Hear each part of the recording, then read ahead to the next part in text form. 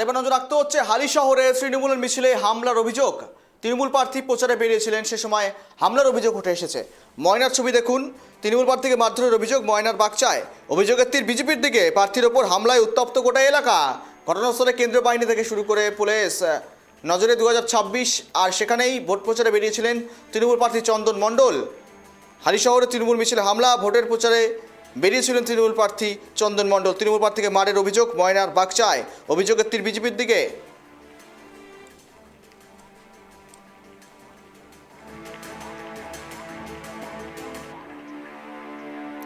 হালি শহরে তৃণমূলের মিছিলে হামলা, ভোটের প্রচারে বেরিয়েছিলেন তৃণমূল প্রার্থী চন্দন মণ্ডল। তৃণমূল প্রার্থীকে মারের অভিযোগ উঠল ময়নার বাগচায়। সঙ্গে রয়েছে প্রতিনিধি জাহাঙ্গীর। জাহাঙ্গীর, মূলত কি কারণে, কারা মূলত হামলা চালালো? গ্রামবাসীরা কি বিক্ষোভের দেখিয়েছেন, বিক্ষোভের মুখে পড়েছেন তৃণমূল প্রার্থী, এমনটা তো লক্ষ্য করা যাচ্ছে।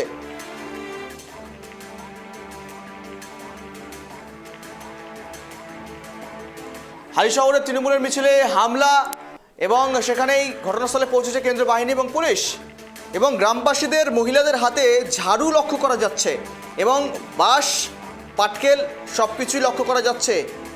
এবং সেখানেই বিক্ষোভের মুখে হয়তো পড়লেও পড়তে পারেন, এই ছবি কিন্তু এক প্রকার লক্ষ্য করা যাচ্ছে। তৃণমূল প্রার্থীকে মারের অভিযোগ ময়নার বাগচায়।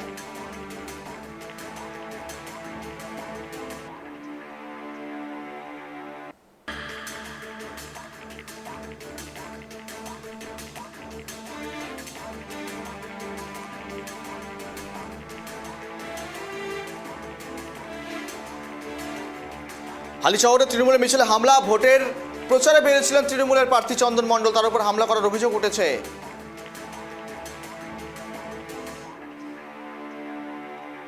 সঙ্গে রয়েছে প্রতিনিধি জাহাঙ্গীর। জাহাঙ্গীর, মূলত গ্রামের মহিলাদের হাতে ঝাড়ু লক্ষ্য করা যাচ্ছে, তেড়ে তেড়ে যাচ্ছেন। মূলত বিক্ষোভের মুখে পড়েছিলেন কি প্রার্থী?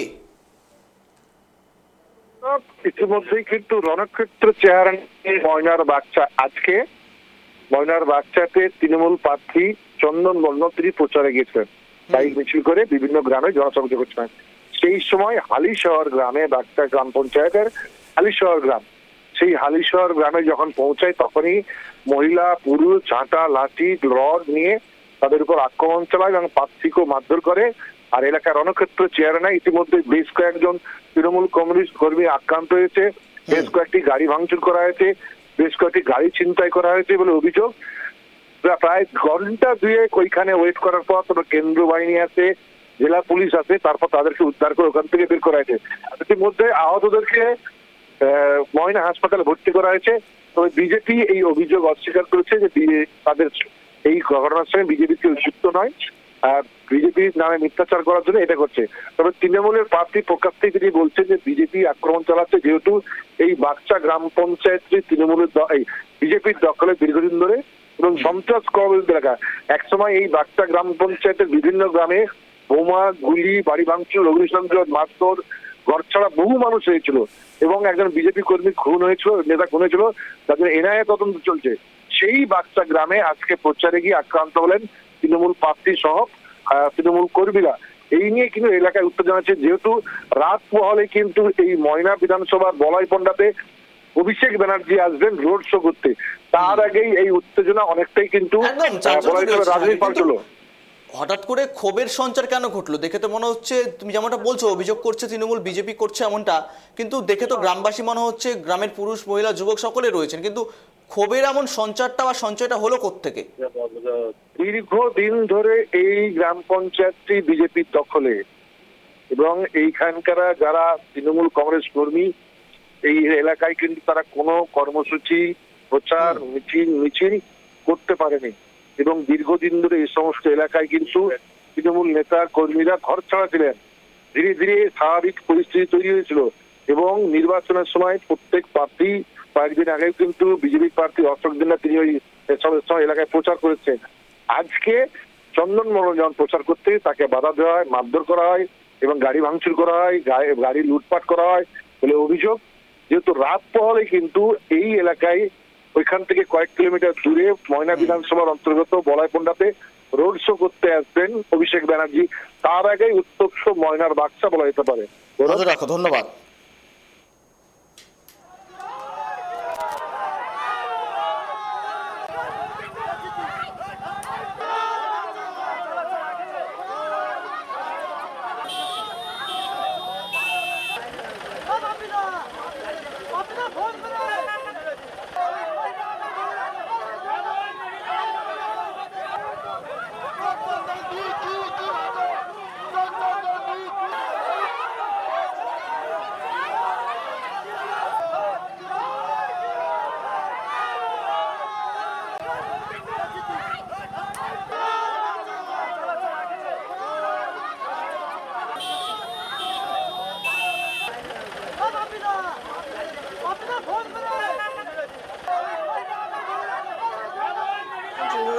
রায় রয়েছেন। দেখুন ময়নাতে, যে ময়না বিজেপির গ্রাম পঞ্চায়েত হিসেবে পরিচিত, ময়না বারংবার উত্তপ্ত হয়েছে।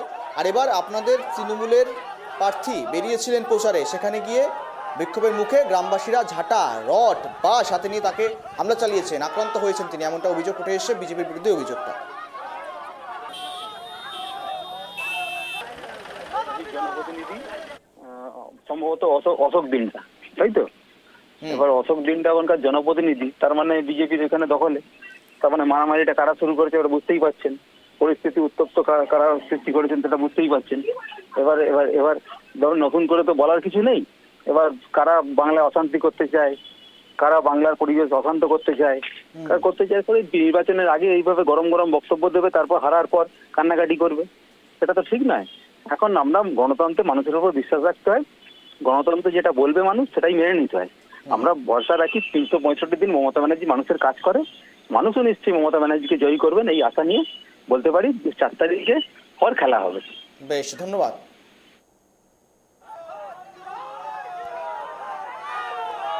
ময়নার হালি শহরে তৃণমূলের মিছিলে হামলা, আক্রান্ত হয়েছেন তৃণমূলের, আহত হয়েছেন বেশ কয়েকজন কর্মী সমর্থক। ভোটের প্রচারে বেরিয়েছিলেন তৃণমূল প্রার্থী চন্দন মণ্ডল। ময়না বিধানসভার কথা বলছি, ময়নার বাগচায় আগামীকালই সভা রয়েছে অভিষেক বন্দ্যোপাধ্যায়, তার আগেই তপ্ত হচ্ছে রাজনীতি ময়না বিধানসভা।